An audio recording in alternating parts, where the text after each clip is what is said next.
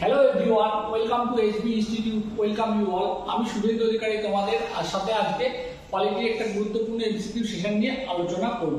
দেখো, তোমরা জানো যে আমাদের চ্যানেলে সমস্ত সাবজেক্টে কনসেপ্টের ক্লাস দেওয়া হচ্ছিল এবং সেগুলো কিন্তু চলছেই। আমি শুরু করেছি যে আর কি এমসিকিউ এর পলিটির এমসিকিউ সেশন কিন্তু আমি প্রথম শুরু করেছি। তোমরা যারা আমাদের প্রিভিয়াস দুটি ক্লাস দেখেছো তারা দেখলে বুঝতে পারবে যে ক্লাসগুলি কতটা গুরুত্বপূর্ণ হচ্ছে এবং তোমাদের জন্য কতটা তোমাদের যে আপকামিং পরীক্ষাগুলি রয়েছে সেই পরীক্ষাগুলির জন্য এই কোশ্চেনগুলো, এই এমসিকিউ গুলো কতটা গুরুত্বপূর্ণ। তাহলে বলবো, যারা আমাদের চ্যানেলে নতুন আছে চ্যানেলকে সাবস্ক্রাইব করে নাও এবং যারা পুরোনো যারা দেখছো তাদের দেখতে থাকো। যারা আমাদের চ্যানেলে নতুন আছে চ্যানেলকে সাবস্ক্রাইব করে নাও এবং পাশে থাকা বেল আইকনটিকে প্রেস করো, যাতে পরবর্তী আপডেট আসার সাথে কিন্তু তোমরা নোটিফিকেশন পেয়ে যাবে। তাহলে চলো শুরু করবো আজকের ক্লাস। প্রথম কোশ্চেন কি আছে দেখবো, চলো।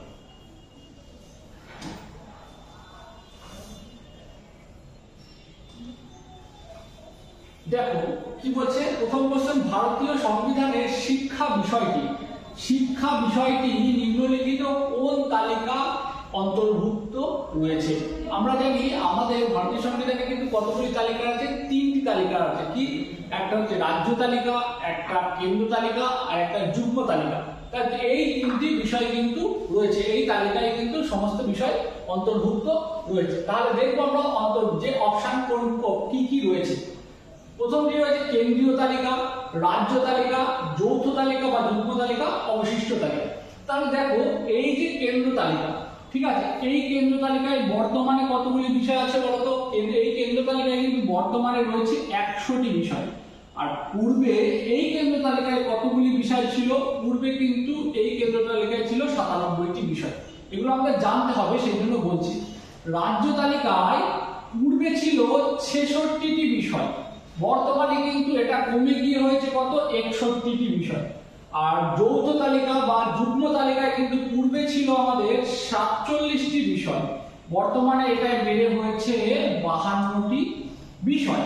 কিন্তু আমাদের প্রশ্ন হচ্ছে, এই যে শিক্ষা শব্দটি বা এই বিষয়টি কোন তালিকার অন্তর্ভুক্ত? সঠিক উত্তরটি কিন্তু হবে আমাদের অপশন সি। অপশন সি হচ্ছে আমাদের সঠিক উত্তর, অর্থাৎ শিক্ষা বিষয়টি কিন্তু যুগ্ম তালিকার অন্তর্ভুক্ত একটি বিষয়।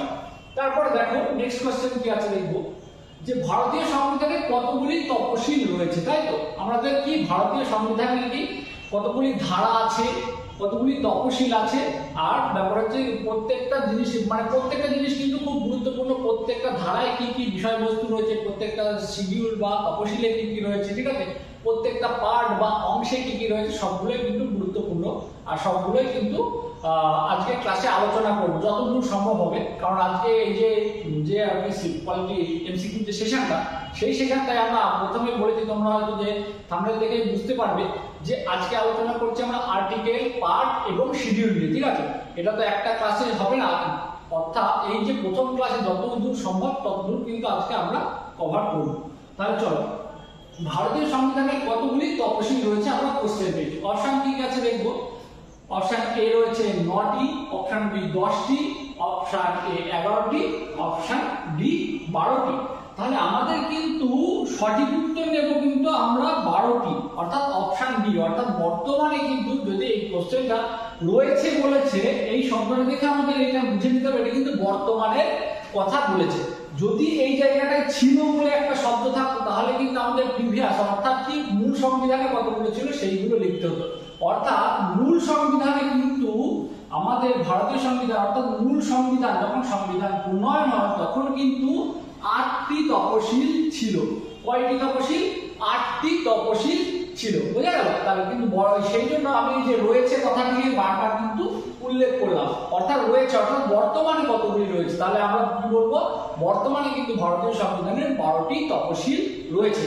যদি জিজ্ঞাসা করা হয় মূল সংবিধানে কতগুলি ছিল, তাহলে কিন্তু আমাদের বলতে হবে মূল সংবিধানের ভারতের মূল সংবিধানে কিন্তু 8টি তফসিল ছিল। চলো নেক্সট কোশ্চেন দেখবো কি আছে। বলছে ভারতীয় সংবিধানের কোন ধারাটি আমাদেরকে পঞ্চায়েতি রাজ ব্যবস্থা সম্পর্কে অবগত করে, তাই তো? তাহলে কোন ধারাটা আমরা দেখবো। অপশন কি কি আছে? অপশন দেখো, আর্টিকেল 36 বা ধারা 36 ধারা, 39 ধারা, আর কি 40 ধারা, এই আর হচ্ছে কি 48 ধারা। এই 4টি ধারা কিন্তু রয়েছে। এইবারটা সঠিক উত্তর কি হবে? সঠিক উত্তর জানার আগে আমি বলবো 36 ধারায় কি আছে। 36 ধারায় কিন্তু যে স্টেট বা রাষ্ট্র কথাটির সংজ্ঞা যে বিষয়টি সেটা কিন্তু রয়েছে। আর 39 ধারায় কি আছে? 39 ধারায় আছে কিন্তু সমপরিমাণ কাজের সমপরিমাণ বেতন, এবং কি যে স্বাস্থ্যকর পরিবেশে শিশু এবং নারীদের কি বেড়ে ওঠা, মানে এক কথায় যে যদি বলি আমরা যে শিশুদের কিন্তু স্বাস্থ্যকর পরিবেশে বেড়ে ওঠার যে একটা সুবিধা সেটা কিন্তু রাষ্ট্র দিতে বাধ্য। এই বিষয়টা কিন্তু রয়েছে কত? 39 ধারা। আর এই যে সব কয়টি যে ধারাগুলি দেখছো সেটা কিন্তু তোমরা দেখে বুঝতে পারবে সেটা কিন্তু ডিপিএসপির একটা বিষয়, ডিপিএসপি বা ডাইরেক্টিভ প্রিন্সিপাল অফ স্টেট পলিসির একটা বিষয়। কারণ এটি কত ধারা থেকে কত ধারা আছে? এটা রয়েছে ভারতীয় সংবিধান 36 থেকে 51 ধারার ভিতরে। আর 40 ধারায় কিন্তু কি, 40 ধারায় কিন্তু বলা আছে স্বশাসনের একক হিসেবে কি পঞ্চায়েতি রাজ ব্যবস্থার কথা কিন্তু বলা আছে। অর্থাৎ সঠিক উত্তরটি হচ্ছে আমাদের অপশন সি বা 40 ধারা। নেক্সট দেখো তারপরে হচ্ছে ভারতীয় সংবিধানে রাজ্যগুলিকে কি রূপে বর্ণনা করা হয়েছে, ভালো করে বুঝতে হবে। ভারতীয় সংবিধানে রাজ্যগুলির বিষয় রয়েছে, আমরা যদি পড়ে থাকি কিঞ্চিত মাত্র যদি পড়ে থাকি তাহলে কিন্তু আমরা প্রথমেই বুঝতে পারবো যে ভারতীয় সংবিধানে রাজ্যগুলির বর্ণনা কিন্তু রয়েছে কোথায়? রাজ্যগুলির বর্ণনা কিন্তু রয়েছে যে ধারা 1-এ, অর্থাৎ প্রথম ধারাতে কিন্তু রয়েছে কত? যে রাজ্যগুলির বিষয় রয়েছে। এইবার সেই প্রথম ধারাতে কি হিসেবে বলা রয়েছে, তাই তো? রাজ্যগুলিকে কি হিসেবে বলা রয়েছে। চলো অপশনগুলি দেখবো কি কি আমাদের অপশন রয়েছে। যে ফেডারেল স্টেট আর কি ইউনিয়ন অফ স্টেট, এ ও বি উভয়ই সঠিক, কোনোটিই নয়। খুব ভালো করে বুঝতে হবে। এইবারটা ফেডারেল স্টেট কি? ফেডারেল স্টেট কথাটির অর্থ হলো যে সার্বভৌমিকতা বলতে মানে আর কি সার্বভৌম কর্তৃত্ব যে বিষয়টা, সেই বিষয়টা কিন্তু কেন্দ্র এবং রাজ্যের ভিতরে কিন্তু বন্টন করা থাকে। সেটা হচ্ছে যে ফেডারেল স্টেটের সংজ্ঞা। কিন্তু ইউনিয়ন অফ স্টেটের সংজ্ঞা কিন্তু যে সার্বভৌমিকতার ক্ষমতা সেটা কিন্তু কেবলমাত্র কেন্দ্র সরকারের হাতেই ন্যস্ত থাকে, ঠিক আছে? কিন্তু যদি তোমরা কিন্তু ফেডারেশন ইউনিয়ন অফ স্টেট বা ফেডারেল অফ স্টেট আর ইউনিয়ন অফ স্টেট এই দুটোর অর্থ কিন্তু যদি তোমরা কখনো খুঁজতে যাও তখন কিন্তু প্রায় সেমই দেখতে পারবে।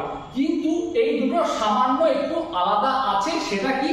সেটা হচ্ছে যে ফেডারেল অফ স্টেট হচ্ছে যেটা, সেটাতে কিন্তু যে সার্বভৌমিকতার যে কর্তৃত্ব বা যে রাষ্ট্রের যে সার্বভৌমিক ক্ষমতা সেটা কিন্তু কেন্দ্র এবং রাজ্যগুলির মধ্যে বন্টন করা থাকে। আর ইউনিয়ন অফ স্টেটে কেমন থাকে? সেটা হচ্ছে যে সার্বভৌমিক ক্ষমতা কিন্তু কেবলমাত্র কেন্দ্র সরকারের হাতেই থাকে। তাহলে তোমরা এই যে আমি ভেঙে বলে দিলাম, এটা থেকে তোমরা হয়তো, আমি আশা করছি তোমরা বুঝতে পেরেছো সঠিক উত্তরটি কি হবে। আমি তাও বলে দিচ্ছি সঠিক উত্তরটি হলো অপশন বি, অর্থাৎ ইউনিয়ন অফ স্টেট হিসেবে কিন্তু বলা রয়েছে, বা ভারতকে রাজ্য সমূহের সংঘ হিসেবে কিন্তু বর্ণনা করা হয়েছে, নট ফেডারেল স্টেট, ঠিক আছে? ফেডারেল স্টেট কিন্তু মার্কিন যুক্তরাষ্ট্র, ঠিক আছে? বোঝাতে পেরেছি? পরিষ্কার?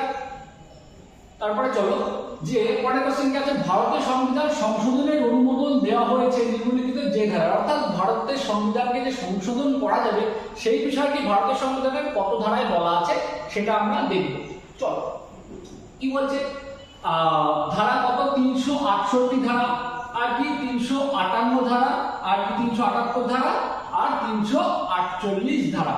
সঠিক উত্তর কি হবে? সঠিক উত্তর কিন্তু আমাদের অপশন এ 368 ধারায় কিন্তু বলা রয়েছে, অর্থাৎ ভারতীয় সংবিধানের 368 ধারায় কিন্তু বলা রয়েছে যে ভারতীয় সংবিধানের প্রয়োজন মতো কিন্তু কি সংশোধন করা যাবে। দু এক জায়গায় ব্যতিক্রম আছে, সেই বিষয়গুলো আলোচনা করবো, সেগুলো আছে ক্লাসে, তোমরা দেখতে থাকো, ঠিক আছে? আর কি ভারতীয় সংবিধানের 4th অধ্যায়ের বিষয়বস্তু কি? পার্ট 4, 4th অধ্যায় বা পার্ট 4 এর বিষয়বস্তু কি? আমরা দেখবো কি কি অপশন আছে। নাগরিকত্ব, মৌলিক অধিকার, রাষ্ট্র পরিচালনা নির্দেশমূলক নীতি, কোনোটিই নয়, ঠিক আছে? নাগরিকত্ব দেখি। নাগরিকত্ব জানি আমরা কত ধারায় আছে, কত অধ্যায় আছে, আমরা এখানে ধারা নিয়ে আলোচনা করছি না। এই কোশ্চেনে রয়েছে আমাদের কত অধ্যায় জিজ্ঞাসা করেছে। আমি প্রথমে এই ক্লাসের প্রথমে বলেছিলাম যে অধ্যায়, ধারা এবং শিডিউল বা তপশিল নিয়ে কিন্তু আলোচনা করা হবে। তাহলে দেখো নাগরিকত্ব রয়েছে কিন্তু আমাদের 2 ধারায়, আমরা জানি। মৌলিক অধিকার রয়েছে কত? মৌলিক অধিকার আমরা প্রত্যেকেই জানি, মৌলিক অধিকার রয়েছে কিন্তু পার্ট 3 তে। আর কি রাষ্ট্র পরিচালনা নির্দেশমূলক নীতি কিন্তু রয়েছে এই চতুর্থ অধ্যায়টিতে, অর্থাৎ ঠিক আছে। তাহলে সঠিক উত্তরটি আমরা পাবো কি অপশন সি, বা রাষ্ট্র পরিচালনা নির্দেশমূলক নীতি, বা এটা কোনো জায়গায় তোমাদের ডিপিএসপি বলেও থাকতে পারে, বা directly principal of state policy.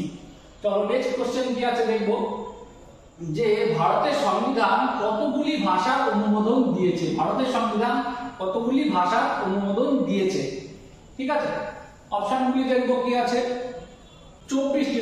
প্রথম অপশন এ রয়েছে 24টি, অপশন বি 30টি, অপশন সি 21টি, অপশন ডি 22টি। অর্থাৎ ভারতীয় সংবিধানে কতগুলি ভাষা স্বীকৃত, এই হিসেবে তোমাদের কোশ্চেন আসতে পারে।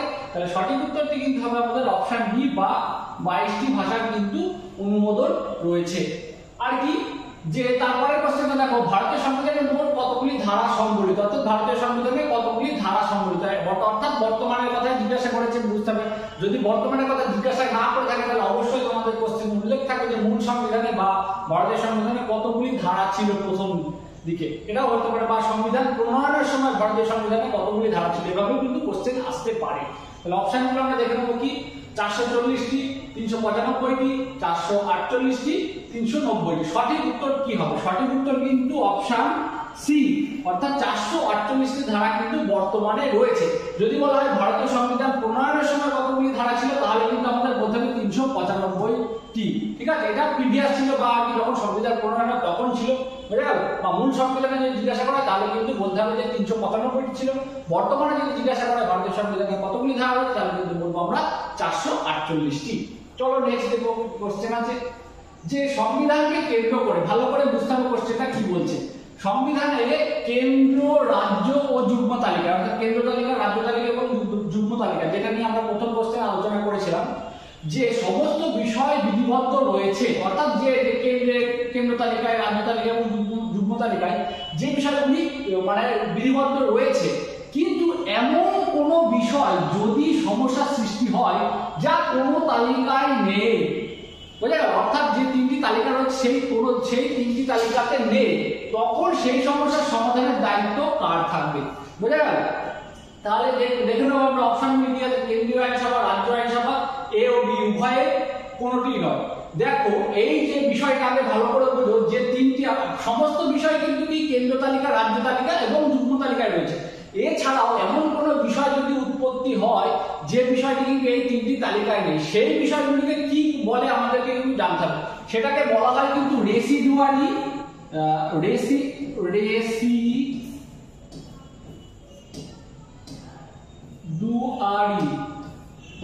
সাবজেক্ট।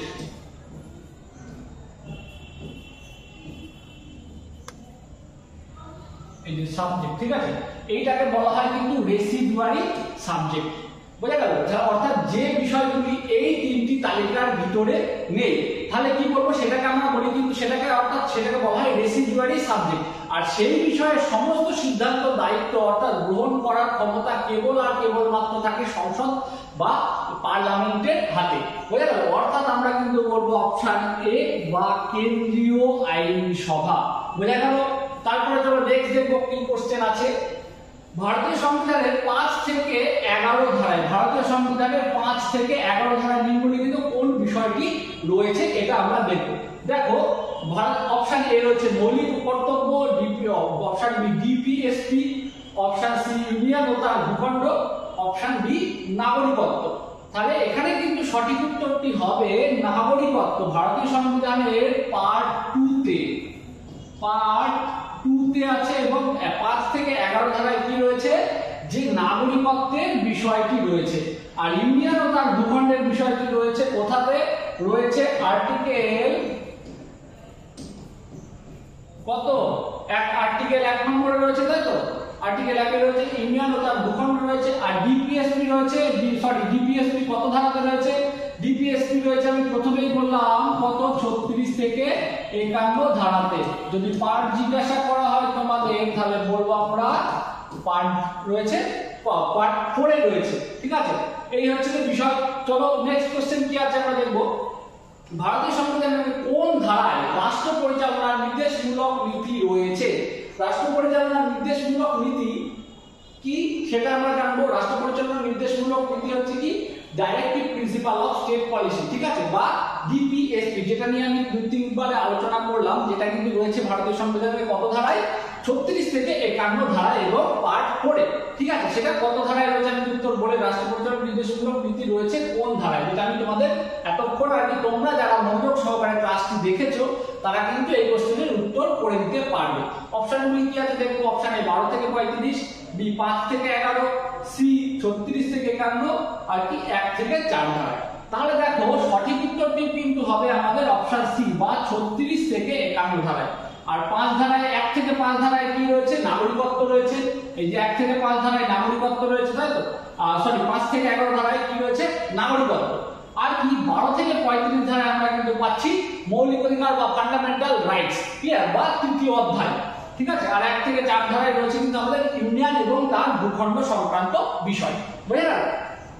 নেক্সট দেখো, ভারতীয় সংবিধানের কোন ধারা অনুযায়ী ভারত সরকারকে তার বাৎসরিক আয় ব্যয়ের হিসাব 31শে মার্চের পূর্বে পার্লামেন্টে পেশ করতে হয়। এইটাকে এই যে কোশ্চেনটা এক কথায় কি বলে, তোমরা যারা আর কি আমাদের আর কি যে ক্লাসটি বাজেটের ক্লাস করেছো তারা কিন্তু সহজেই বলতে পারবে। এটাকে বলা হয় এক কথায় বাজেট বলা হয়, অর্থাৎ একটা সরকারের বাৎসরিক আয় ব্যয়ের আনুমানিক হিসাব যেটা, সেটাকে বলা হয় বাজেট। সেটা কিন্তু 31শে মার্চের পূর্বে পার্লামেন্টে পেশ করতে হয়, ঠিক আছে। সেটা কত ধারা অনুযায়ী সেটা কিন্তু আমাদের এখানে কোশ্চেনটা, আসল কোশ্চেন। তাহলে দেখো option A 31, option A 16, option C 112, option D 124। তাহলে দেখো এই যে অপশন এ 31 ধারায় কিন্তু কি ছিল, ফান্ডামেন্টাল, আমরা জানি যে 12 থেকে 35 ধারা মৌলিক অধিকারের মধ্যে 31 ধারা পড়ছে, অর্থাৎ 31 ধারায় কি ছিল, 31 ধারায় কিন্তু কি ছিল, 31 ধারায় সম্পত্তির অধিকার ছিল, যেটি কিন্তু বর্তমানে বাদ চলে গেছে। সেটা বর্তমানে একটা সাধারণ আইন হিসেবে রয়েছে, অর্থাৎ সেটা এখন কত রয়েছে, সেটা এখন বর্তমানে রয়েছে 300 এ ধারাতে। অর্থাৎ এটি বললে তাহলে এটা আমাদের অপশন এ হচ্ছে না। 16 রয়েছে কিন্তু কি চাকুরি ক্ষেত্রে সমতার বিষয়টি কিন্তু বলা রয়েছে 16 ধারাতে, ঠিক আছে। আর কি 112 ধারা হচ্ছে যে আমাদের, আর 124 ধারায় কি আছে, 124 ধারায় কিন্তু রয়েছে যে সুপ্রিম কোর্টের একজন বিচারপতি থাকবে, অর্থাৎ সুপ্রিম কোর্টের বিষয়বস্তুটা কিন্তু রয়েছে 124 ধারায়, ঠিক আছে। অর্থাৎ সুপ্রিম কোর্টের একজন প্রধান বিচারপতি থাকবে এবং যতক্ষণ না পার্লামেন্ট আরো বাকি বিচারপতিদের নিযুক্ত করছে ততক্ষণ কিন্তু সুপ্রিম কোর্ট একটা বিচারপতি নিয়ে চলবে, বুঝা গেল। এটা কিন্তু বলা রয়েছে ভারতীয় সংবিধানের 124 ধারা। তাহলে সঠিক উত্তরটি কিন্তু আমরা পাচ্ছি অপশন সি, অর্থাৎ 112 ধারায় কিন্তু যে ইন্ডিয়ান বাজেট বা অর্থাৎ সরকারি আয় ব্যয়ের হিসেব কিন্তু বলা রয়েছে 112 ধারাতে। চলো নেক্সট অপশন কি, নেক্সট কোশ্চেন কি আছে দেখবো, যে ভারতীয় সংবিধানের কোন ধারাটি রাষ্ট্রপতির জরুরি অবস্থা সংক্রান্ত বিষয়ে আলোচনা করে, তাই তো, কোন ধারাটি রাষ্ট্রপতির জরুরি অবস্থা সংক্রান্ত বিষয়ে আলোচনা করে। চলো দেখো অপশন কি কি আছে, 356 ধারা, 352 ধারা এবং 355 ধারা এবং 360 ধারা, ঠিক আছে। এখানে অপশন ডি, যে অপশন ডি রয়েছে 360 ধারা কিন্তু কি আর্থিক জরুরি অবস্থা, অর্থাৎ ফিনান্সিয়াল এমার্জেন্সি। আর কি আমরা পাচ্ছি যে 352 ধারা, সঠিক উত্তরটি কিন্তু হবে আমাদের অপশন বি বা 352 ধারা। 352 ধারা যে কি কেমন এমার্জেন্সি, অর্থাৎ ন্যাশনাল এমার্জেন্সি বা বহিঃশত্রুর আক্রমণের ফলে যে এমার্জেন্সি হয় তখন কিন্তু রাষ্ট্রপতি কত ধারা অনুযায়ী এমার্জেন্সি ঘোষণা করতে পারে, 352, বুঝা গেল, 352 অনুযায়ী কিন্তু রাষ্ট্রপতি যে ন্যাশনাল এমার্জেন্সি ঘোষণা করতে পারে। তারপর দেখো যে ভারতীয় সংবিধানের আর্টিকেল 24, অর্থাৎ ভারতীয় সংবিধানের 24 ধারা অনুযায়ী শিশু শ্রমিক নিষিদ্ধ। দেখো কি কি অপশন আছে আমরা দেখবো। এবার তার বলছে অপশন এ 14 বছর, অপশন বি 16 বছর, অপশন সি 18 বছর এবং অপশন ডি 21 বছর। তাহলে আমরা প্রত্যেকেই জানি যে শিশু অর্থাৎ যে আমাদের অবৈতনিক শিক্ষার অধিকার আইন, যদি সেই বিষয়টা আমি তোমরা পড়ে থাকো বা ফান্ডামেন্টাল রাইট যদি তোমরা পড়ে থাকো তাহলে কিন্তু এই বিষয়গুলো নিয়ে আমি আলোচনা করেছি। আমার যে কনসেপ্টের ক্লাসগুলি তোমরা করেছো, যদি করে থাকো তাহলে কিন্তু এই বিষয়ে আমি আশা করবো তোমাদের এই এমসিকিউ গুলো কিন্তু তোমাদের একদম পরিষ্কার হয়ে গেছে। কিন্তু তবুও আমি বলে দিচ্ছি এখানে সঠিক উত্তরটি কিন্তু হবে অপশন এ বা 14 বছর। তারপরে দেখো নেক্সট কোশ্চেন কি আছে আমরা দেখবো, নিম্নলিখিতদের মধ্যে কোনটি থেকে আমরা জানতে পারি ভারত একটি ধর্মনিরপেক্ষ রাষ্ট্র। এই কোশ্চেনটা তোমরা প্রিভিয়াস ক্লাসেও পেয়েছো হয়তো বলছি, ঠিক আছে। তাহলে অপশনগুলি কি কি আছে আমরা দেখবো। Option A DPSP, option B মৌলিক অধিকার, অপশন সি প্রস্তাবনা, অপশন ডি কোনটি নয়। ধর্মনিরপেক্ষ এই যে শব্দটি এটা কিন্তু আমাদের আছে প্রস্তাবনাতে বা প্রিএমবেলে, অর্থাৎ অপশন সি হচ্ছে আমাদের সঠিক উত্তর। তারপরে আমাদের কি নেক্সট কোশ্চেন কি আছে সেটা দেখবো। চলো দেখো, ভারতীয় সংবিধানের কত ধারায় বলা হয়েছে দ্বিতীয় এবং তৃতীয় ধারাগুলি সংবিধান সংশোধনী বিলের আওতায় আনা যাবে না? ভারতীয় সংবিধানের দ্বিতীয় এবং তৃতীয় ধারা এটি বলা রয়েছে। এতে কি বলা রয়েছে যে এই যে দ্বিতীয় এবং তৃতীয় ধারার যে বিষয়বস্তু সেই বিষয়বস্তুটিকে কি করা যাবে না, যে সংবিধান সংশোধনী বিলের আওতায় আনা যাবে। সঠিক উত্তর কি আছে দেখে নেবো আমরা। অপশনগুলো দেখবো। 14 ধারা, 19 ধারা, 1 ধারা এবং 4 ধারায় কি আছে বলা রয়েছে। কিন্তু আমাদের বলা রয়েছে সঠিক উত্তরটি কিন্তু হবে আমাদের অপশন ডি বা ধারা 4, অর্থাৎ চতুর্থ ধারায় কিন্তু বলা রয়েছে দ্বিতীয় এবং তৃতীয় ধারার যে বিষয়বস্তুগুলি সেই বিষয়বস্তুগুলি কি কি, যে রাজ্য পুনর্গঠন এবং কি যে নতুন রাজ্য সংযোজনের যে বিষয়গুলি রয়েছে এই বিষয়ে যাবতীয় মতামতের ক্ষেত্রে কিন্তু সম্পূর্ণরূপ সংবিধান সংশোধনী বিলের আওতায় কিন্তু এই দুটি বিষয় কিন্তু পড়বে না। অর্থাৎ দ্বিতীয় এবং তৃতীয় ধারার যে বিষয়গুলি সেই বিষয়গুলি কিন্তু সংবিধান সংশোধনী বিলের আওতায় পড়বে না। এটা আমাদের কিন্তু ভালো করে জেনে রাখতে হবে।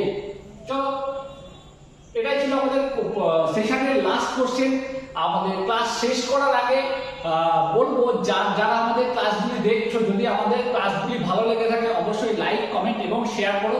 আর কি যারা আমাদের চ্যানেলে নতুন আছো তোমরা আর কি চ্যানেলটাকে সাবস্ক্রাইব করে রাখো এবং পাশে থাকা বেল আইকন থেকে প্রেস করে রাখো। এরকম নতুন নতুন খুব গুরুত্বপূর্ণ ক্লাস পেতে চ্যানেলকে সাবস্ক্রাইব করে রাখতে হবে, পাশে থাকা বেল আইকন থেকে প্রেস করতে হবে। আর যারা আমাদের ক্লাসগুলি দেখছো তারা অত্যন্ত গুরুত্বের সঙ্গে সহকারে কিন্তু দেখো, তোমাদের জন্য কিন্তু আরো খুব ভালো ভালো ক্লাস কিন্তু ভবিষ্যতে আসতে চলেছে। তাহলে দেখা হচ্ছে পরবর্তী ক্লাসে।